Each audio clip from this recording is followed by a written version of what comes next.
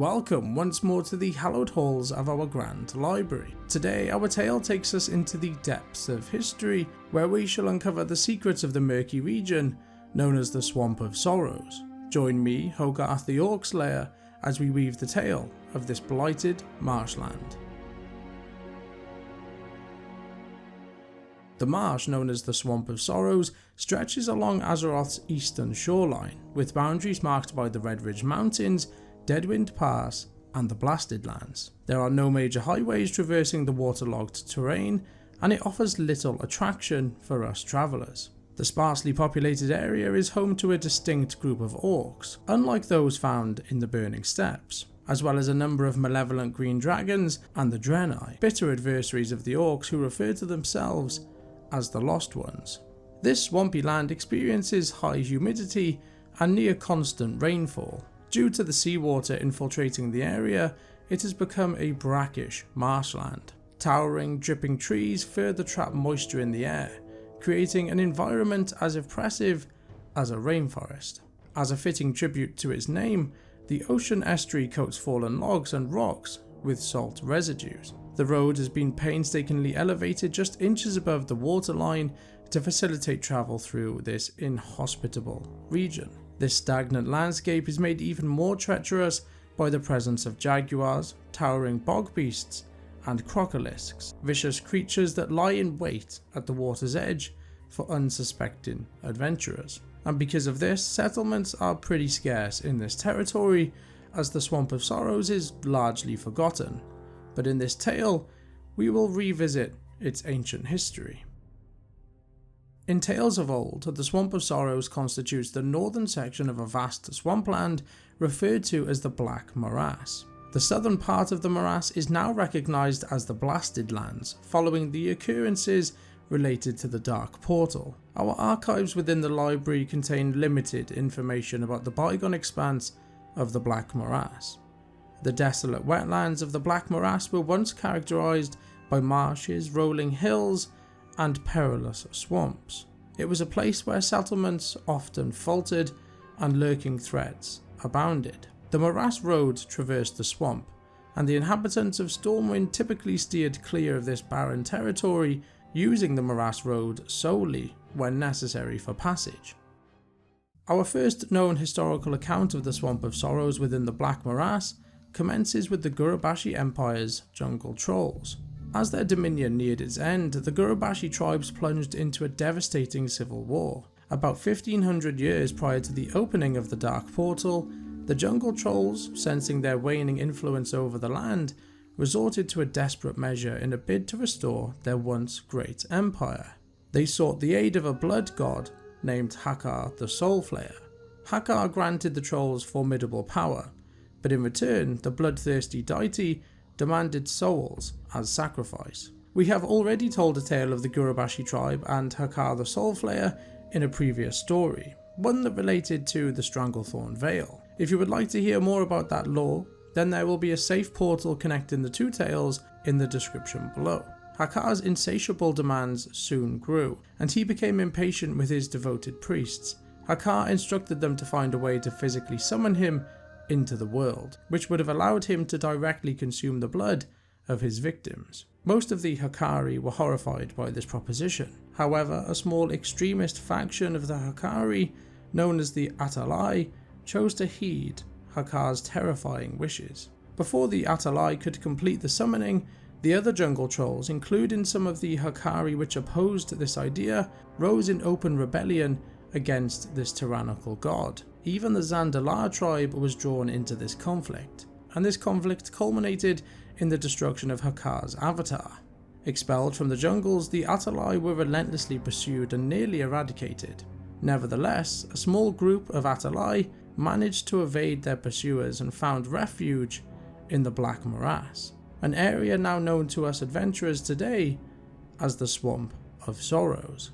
In this place, the Atal'Hakkar expeditiously erected the Temple of Atal'Hakkar. Guided by their leader, Jamal the Prophet, they were convinced that this location was the designated site for Hakkar's return to Azeroth. Our tale now takes a turn and focuses on the former Great Guardian of the Green Dragonflight, known as Ysera. Ysera was entrusted with the duty of safeguarding Azeroth's flourishing wilderness. This mighty guardian uncovered the Atal'ai's nefarious plot to invoke the blood god Hakkar the Soulflayer within the new temple and decided to annihilate it. With incredible might, Ysera submerged the temple beneath the expansive swamp and assigned numerous members of her Green Dragonflight to protect the remains. Nonetheless, there is a belief that a few of the zealous Atal'ai might have endured Ysera's fury and renewed their allegiance to Hakkar. We will revisit the subsequent events within the Temple of Atal'Hakkar later in our narrative. Many years later, during the Grand Gurubashi conflict, when the Gurubashi Empire faced off against the Kingdom of Stormwind, King Lane sought the aid of Medivh, the son of Aegwyn, the former guardian of Tirisfal. Medivh, a formidable mage, unleashed his incredible powers upon the Gurubashi forces, leading to the decimation of the majority of their armies. This awe-inspiring demonstration of strength cemented Medivh's reputation as the realm's greatest defender. The tale of Medivh and the opening of the Dark Portal is one that is too large to be told in one sitting, and thus will be told another time. But for now we can go over an extremely brief overview. After the Gurubashi conflict, Medivh embarked on the journey to Karazhan, where he sought to master his magical abilities under the guidance of his mother. It was during this time at Karazhan that he encountered Morass, a loyal servant and friend to his mother. Over time, Morass grew increasingly concerned about the changes in Medivh's demeanour. Unbeknownst to both Medivh and Morass, the darkening of Medivh's thoughts could be attributed to the malevolent spirit of Sargeras, which had begun to manipulate his emotions and intentions towards a sinister purpose. Consequently, he made a pact with the Horde warlock Gul'dan from his chambers within the Karazhan Tower, promising to reveal the location of the tomb of Sargeras in exchange for Gul'dan to bring the Horde to Azeroth. With the assistance of Gul'dan's Shadow Council, Medivh managed to open the Dark Portal, creating a connection between Azeroth and Draenor. The portal connected the Orcish Horde forces from Draenor to the swampy realm of the Black Morass, marking it as their initial point of invasion into Azeroth. After the Horde's arrival into the Black Morass, the Orcs established two settlements and an outpost in the Swamp of Sorrows, Rockard, Stonard, and Kairos. These towns, along with the later establishment of Blackrock Spire further to the north, served as the Horde's primary bases during the First War against the humans. King Lane sent Sir Anduin Lothar to investigate these new creatures. Lothar led a small group of knights on a scouting mission into the Black Morass, and this marked the first clashes between the Knights of Stormwind and the Orcs. Despite scoring some small victories, the humans were outnumbered in every battle. Unable to penetrate deep into the heavily guarded Black Morass to discover the Dark Portal's location, Lothar was eventually forced to withdraw. He reported back to King Lane, warning that the invaders were amassing reinforcements. The kingdom then prepared for a full-scale war, and thus the First War in the Eastern Kingdoms was about to begin. We won't delve into the story of the First and Second War between the humans and the Orcs, but for now it's crucial to know that the Orcish Horde, under Warchief Blackhand's command, would push out of the Black Morass, launching raiding parties deep into Stormwind's lands to sow panic among the human populace. The wars in the Eastern Kingdoms continued to rage for the next few years, culminating in the Second Great War. When the Second War concluded after the siege of Blackrock Spire, some Horde forces managed to escape through the Dark Portal back to Draenor before it was secured by the Alliance of Lordaeron. To prevent the Orcs from returning, the Archmage Khadgar cast a powerful spell that destroyed the gateway on Azeroth. As the Dark Portal imploded during the Second War, the southern section of the morass was separated and transformed into the desolate Blasted Lands. The northern part of the Black Morass was renamed to the Swamp of Sorrows in memory of those who had perished during the Second War. And it wasn't just the humans that had to deal with the aftermath of the Second War. The cataclysmic implosion left several groups of Draenei stranded on Azeroth. Many of them would later succumb to madness due to homesickness and the disconnect from their homeland, ultimately becoming known as the Lost Ones. However, a small faction miraculously avoided this grim fate and persevered despite the challenges they faced. These would become known as the Broken Exiles. Following the division of the Black Morass, the Swamp of Sorrows faded into relative obscurity. Some would say it's a nearly forgotten corner of Azeroth. However, this tranquility was soon disrupted by the resurgent Atal'ai, who, while rebuilding within the Sunken Temple, began to stir their fanatical zeal once more. After the submersion of the Temple of Atal'Hakkar in ancient history, as events unfolded, time would become the most formidable adversary of the Green Dragons. The Green Dragonflight's vigilance was slowly succumbing to the insidious influence of the Emerald Nightmare. Murmurs of the Dragonflight's disorientation started to traverse the land, and surviving factions of the Atal'ai descendants rekindled their operations within the Sunken Temple. In a response to this, the mighty green dragon, Irenicus, received orders to confront a resurgence of the Atal'ai. Supported by his brother Itharius and a quartet of young drakes under his immediate authority, known as Dreamscythe, Weaver, Hazas, and Morphaz, the dragons of the Green Dragonflight were dispatched into the Sunken Temple with a mission to decisively stop the resurgence of Atal'ai and prevent the awakening of Hakkar the Soulflayer. They managed to vanquish Hakkar's corporeal form, believing that they had achieved a victory. Regrettably, they had underestimated their task. The sinister influence of the Emerald Nightmare began to not only affect the Green Dragonflight, but also Irenicus himself, leading him to falling prey to the same malevolent corruption that the current Emerald Dream was enduring.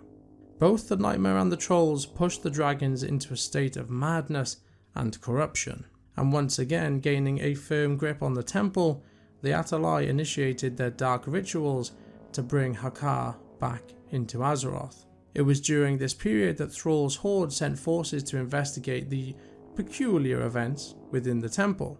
The tale of the Sunken Temple would then reach its climax when Itharius sought assistance from the Cenarian Circle. This led to the dispatch of an alliance force to purify the temple, and these champions engaged the Atal'ai adherents, thwarting their malevolent rituals and eliminating all radical trolls from the Swamp of Sorrows, at least for the time being. Following the occurrences at the Sunken Temple, the Swamp of Sorrows would then experience a period of relative quietude until the shattering of Azeroth. During this cataclysmic event, the landscape of the swamp underwent dramatic alterations. The outer boundaries of the swamp ruptured, permitting the Great Sea to inundate the land. The rising waters further submerged the Sunken Temple, and the eastern region sank deeper beneath the water's embrace. But like we say in the library, where there is darkness, there is usually light, and this transformation led to the emergence of new settlements in the Swamp of Sorrows. Following the Second War, Stonard, a once fully operational orcish horde town, was deserted after the implosion of the Dark Portal. But since the Cataclysm, it has since been re-established as an outpost, coinciding with the formation of the new horde and the renewed orcish interest in the region. The town is fortified by 8-foot walls, and vigilant sentries man every gate to ward off potential alliance assaults. Despite the limited swamp traffic, the orcs remain watchful for any threats. They organise caravans that journey to their allies in Stranglethorn Vale twice a year, exchanging valuable ore for supplies.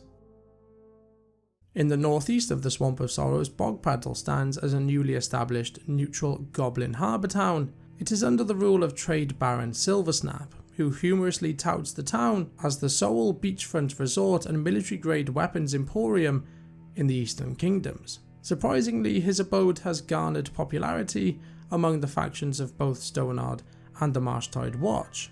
Despite the ongoing warfare, revelers from both sides can be spotted in Bogpaddle, mingling with the goblins who engage in lively beachfront festivities. Much like Mudsprocket and other similar outposts, Bogpaddle maintains an affiliation with the Steamweedle cartel. The denizens of Bogpaddle are considered part of Gadgetzan. And if you would like to hear more about the goblins of Gadgetzan and the Steamweedle cartel, I will again leave a safe portal to the lore and story of Tanaris down in the description below. Furthermore, the Alliance marked a significant milestone by establishing a modest presence in the Swamp of Sorrows, breaking a hiatus that had lasted for millennia. Known as Marshtide Watch, this port outpost just north of the Temple of Atal'Hakkar is now home to Alliance forces. Their primary objective is to reclaim the Swamp of Sorrows from the Horde, with a particular focus on challenging the Horde's primary stronghold, Stonard. Marshtide Watch is equipped with various assets, including cannon towers, stables, and a blacksmith. While intense battles unfold in the neighbouring Bloodmire region, some Marshtide forces, along with their Horde counterparts, can be seen unwinding in the goblin town of Bogpaddle. After the Dark Portal was once again accessible, Broken Exiles made their journey through it, finding a new residence in the Swamp of Sorrows. They built their new community in the already established town known as the Harborage, and during this period, anchorite Avun arrived to join them and study their condition. Avun dedicated years of effort to finding a remedy for the Broken's affliction. The sinister energies that had once corrupted them had consequences beyond the physical distortion of their bodies. It also severed their connection with the comforting warmth of the light, leaving them unable to feel its presence. And so our journey through the history of the Swamp of Sorrows comes to an end. From its humble beginnings as a desolate marshland to the epic battles and mysterious events that have shaped its destiny, this murky region has witnessed the rise and fall of empires, the clash of factions, and the enduring spirit of those who call it home. The Swamp of Sorrows remains a place of intrigue and danger, a testament to the ever-evolving world of Azeroth. As we close this chapter of our tale, we leave you with the knowledge that the swamp holds countless secrets, waiting to be uncovered by the brave and the curious. Thank you for joining us on our journey through the Swamp of Sorrows. Until we meet again, may the light always illuminate your path.